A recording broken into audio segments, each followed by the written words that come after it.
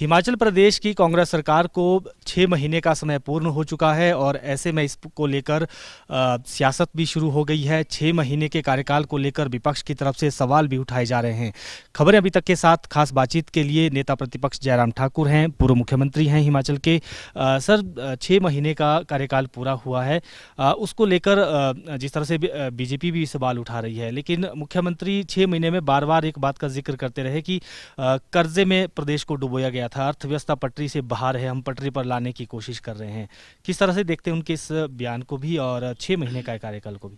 देखिए, 6 महीने का कार्यकाल बहुत निराशाजनक रहा है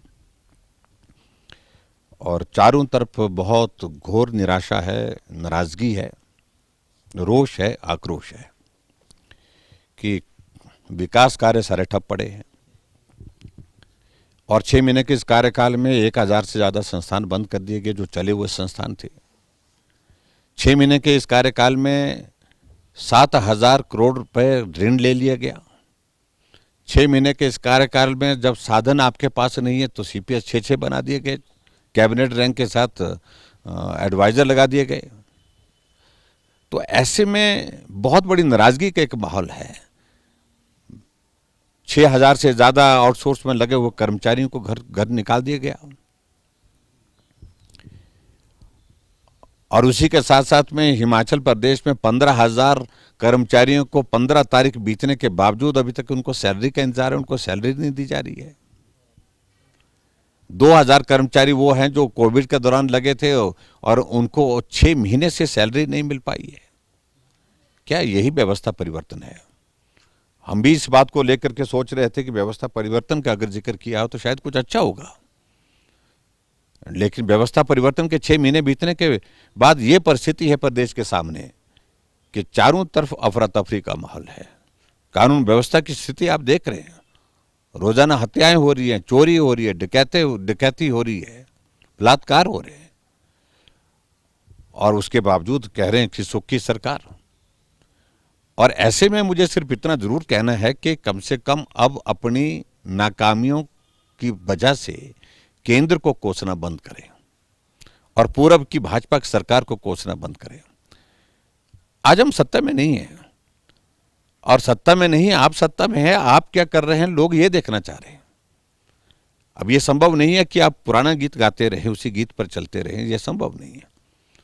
प्रदेश की आर्थिक स्थिति खराब है, इस बात से आज से नहीं, आप सभी आज से पहले, मुझसे पहले जो मुख्यमंत्री वो भी इस दौर में से गुजरे हैं, वो भी इस बात का जिक्र करते रहे। लेकिन जिस कदर अभी हालात बने हुए हैं, लोग तो उस हालात में से गुजर रहे ना। हमारे समय में आर्थिक तंगी थी लेकिन विकास हो रहा था।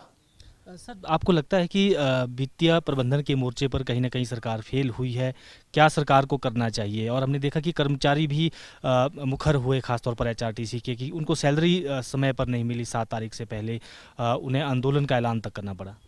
देखो, सीधी सी बात है, ये परिस्थिति अगर आई है तो सरकार को समझना चाहिए कि वो असफल हुई है, नाकामयाब हुई है। हम तो इस बारे में बोले नहीं, कर्मचारी ही बोल रहे हैं कि महीने के 15 तारीख बीत गई लेकिन उसके बावजूद हमारी सैलरी अभी तक नहीं आई। क्या जवाब है इसका? कोई जवाब नहीं है मुख्यमंत्री के पास, सरकार के पास कोई जवाब नहीं है। जो हकीकत है उसको उनको समझना चाहिए। समाधान क्या निकल सकता है उसके रास्ते निकालिए। कोसने से, केंद्र सरकार को कोसने से या प्रदेश सरकार की पूर्व सरकार को कोसते रहेंगे, वो कोई सॉल्यूशन नहीं है। जो कांग्रेस है, उन्होंने, सरकार ने एक कमेटी बनाई है, सब कमेटी बनाई है मुकेश अग्निहोत्री की अध्यक्षता में, कि श्वेत पत्र लाएंगे जो पिछले 5 साल में फाइनेंशियल जिस तरह से हुआ है, प्रबंधन ठीक से नहीं हुआ है, कर्जे ही कर्जे लिए जाते रहे, उसको लेकर एक वाइट पेपर लाने वाले हैं। क्या कहेंगे इस पर? वो लाएं, उनको इस बात को समझना पड़ेगा कि अगर हिमाचल प्रदेश में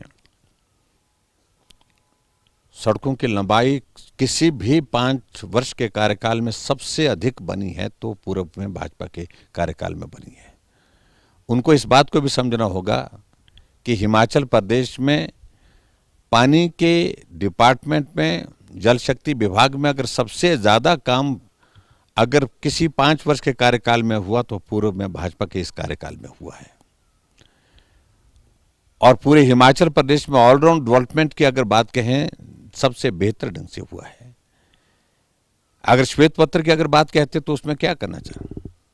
क्या वो प्रधानमंत्री जी के प्रवास का उसका भी कोई उसका जिक्र करेंगे कि प्रधानमंत्री जी के प्रवास पर जो हमने बसें लगाई थी, हमने व्यवस्था की थी, सारी चीज़ों को लेकर जो प्रोटोकॉल के मुताबिक हमको करनी है, हमारी जिम्मेवारी बनती है।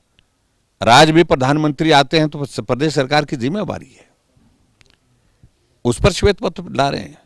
क्या हिमाचल प्रदेश में जो 75 ईयर्स का हमारा हिमाचल प्रदेश के अस्तित्व के बीतने के बाद अगर हमने प्रदेश की जनता को हिमाचल के इतिहास के बारे में जानकारी दी, हमने कार्यक्रम किए, लोगों की सहभागिता उसमें ली, हमने कार्यक्रम में जो सरकारी कार्यक्रम हुए तो उस पर श्वेत पत्र ला रहे हैं क्या?